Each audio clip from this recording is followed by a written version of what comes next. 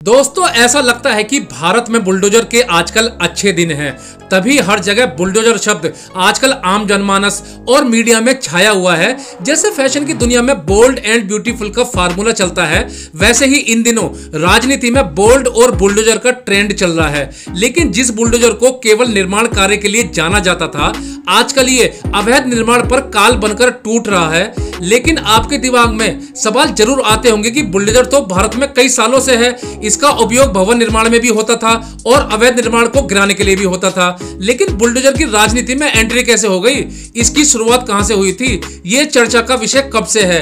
दरअसल इन सब के जवाब के लिए आपको 2020 में जाना पड़ेगा। आप सोचेंगे 2020 में क्यों? क्योंकि इन सारे सवालों के जवाब 2020 के घटनाक्रम से ही मिलेंगे। याद कीजिए विकास दुबे को, जिसने 3 जुलाई 2020 को एक डीएसपी सहित 8 पुलिसकर्मी मारे थे, जबकि 7 पुलिसकर्मी घायल भी हुए थे। इस वारदात को अंजाम देने के बाद विकास दुबे और उसके सहयोगी भाग गए थे। पुलिस पर जब हमला किया था तो विकास दुबे और उसके गैंग के करीब 60 लोगों ने पुलिस पर हमला बोला था। इन अपराधियों के पास AK-47 और इंसास राइफल जैसे अत्याधुनिक हथियार थे। जैसे ही ये खबर फैली कि उत्तर प्रदेश पुलिस के 8 पुलिस वालों को विकास दुबे ने हत्या की है, पूरे देश में ये खबर आग की तरह फैल गई। उत्तर प्रदेश सरकार और उत्तर प्रदेश पुलिस पर सवाल उठने लगे कि जो बीजेपी सरकार दूसरी सरकारों पर अपराधियों को बढ़ावा देने का आरोप लगाती थी, अब उसके राज में भी ऐसे कांड होने लगे। एक तरीके से ये हत्याकांड पुलिस वालों और उत्तर प्रदेश सरकारों को एक खुली चुनौती थी और साथ में एक नाक का सवाल भी बन गया था।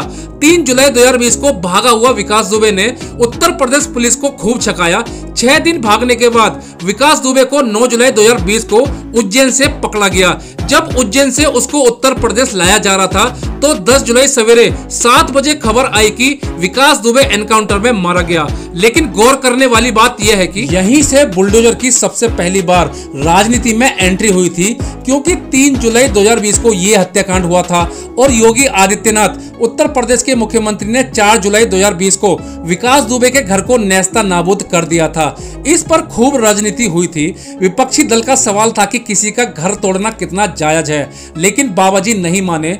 उन्होंने विकास दुबे का घर तो तोड़वाया ही, साथ में उसके घर की लग्जरी गाड़ियां, घर का फर्नीचर, ट्रैक्टर सभी को मिट्टी में मिला दिया गया। यहां तक तो ठीक ठाक था। बुलडोजर का राजनीतिक रूप से किसी ने नाम नहीं लिया। फिर 2022 में उत्तर प्रदेश चुनाव घोषित हुए। जैसे ही चुनाव घोषित हुए, अखिलेश यादव समाजवादी पार्टी के अध्यक्ष, उन्होंने 25 फरवरी 2022 को एक जनसभा की।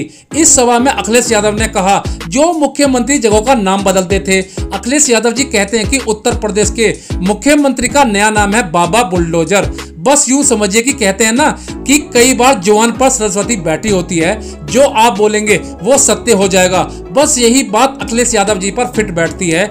उन्होंने तो सपने में भी नहीं सोचा होगा कि जो बात उन्होंने एक व्यंग्य के तौर पर बोली थी, वो सच में ही योगी आदित्यनाथ के लिए एक संजीवनी का काम करेगी। यूं समझिए कि योगी जी का दूसरा कार्यकाल को लाने में इस बुलडोजर का बहुत बड़ा हाथ है।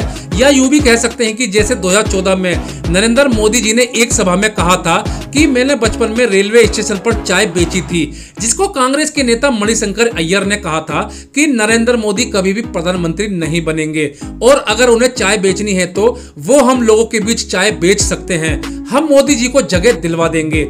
आप भी सुनिए उनका ये वाला बयान को सुनकर आप सोचेंगे, यार इन दोनों की जबान पर तो वाकई सरस्वती बैठ गई थी।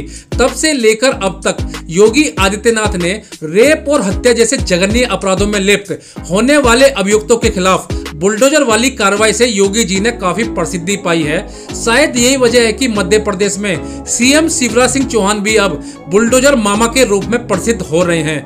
खरगोन में हुए रामनवमी शोभा यात्रा पर हुए पथराव करने वालों के खिलाफ शिवराज सिंह चौहान ने कड़ा रुख अख्तियार करते हुए जिन लोगों ने शोभा यात्रा पर पत्थर बरसाए थे, ये घटना मध्य प्रदेश के खरगोन में हुई थी।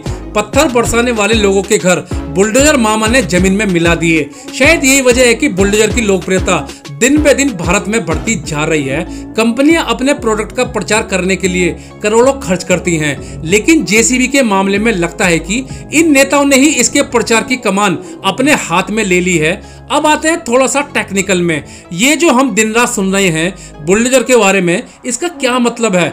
बुलडोजर नाम तो बहुत मशहूर है दुनिया में, लेकिन बुलडोजर किसी कंपनी का नाम है या किसी मशीन का नाम? ऐसे बहुत से प्रश्न होंगे आपके मन में। आज मैं आपको इस बुलडोजर वाले किस्से को बिल्कुल क्रिस्टल क्लियर कर दूंगा कि ये सारा मामला है क्या। वीडियो थोड़ी लंबी हो जाएगी, पर घबराने वाली कोई बात नहीं है। जब ज्ञान मिल रहा होता है तो 2-4 मिनट नहीं देखे जाते। बुलडोजिंग का अर्थ होता है जबरदस्ती करना या किसी बाधा को ताकत के साथ पार करना। इसी के नाम पर बुलडोजर शब्द बना है, मतलब कि बुलडोजर मशीन का नाम बुलडोजिंग से ही निकला है। 18वीं सदी की बात है। कुछ किसान खेती में आने वाली परेशानी को दूर करने के लिए लकड़ी की एक खास किस्म की मशीन का उपयोग किया करते थे। इस मशीन के आगे की तरफ एक मोटी और बहुत बड़ी ब्लेड लगी होती थी और पीछे घोड़ा गाड़ी की तरह 2 बड़े पहिए लगे होते थे। इसी मशीन से बुलडोजर बनाने का आगे आइडिया मिला।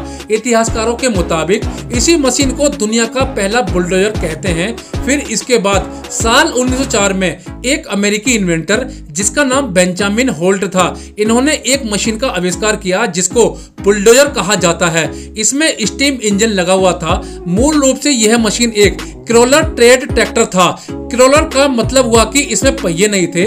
आपने देखा होगा कि सेना के टैंकों में एक मोटी चेन होती है जिसमें टैंक कीचड़, पानी, दलदल सभी जगह आसानी से चलता है, उसे ही क्रोलर बोला जाता है। लेकिन जिस मशीन से उत्तर प्रदेश, मध्य प्रदेश, गुजरात और अब दिल्ली में अवैध कब्जों पर कार्रवाई की जा रही है, उस मशीन को जेसीबी बोला जाता है। जेसीबी मशीन का नाम नहीं बल्कि कंपनी का नाम है और साथ ही साथ कंपनी के मालिक का नाम भी जेसीबी है, जिन्होंने अपने नाम पर कंपनी का नाम रखा था। इनका पूरा नाम था Joseph Cyril Bamford. JCB machine का सही नाम बैकहो लोडर है।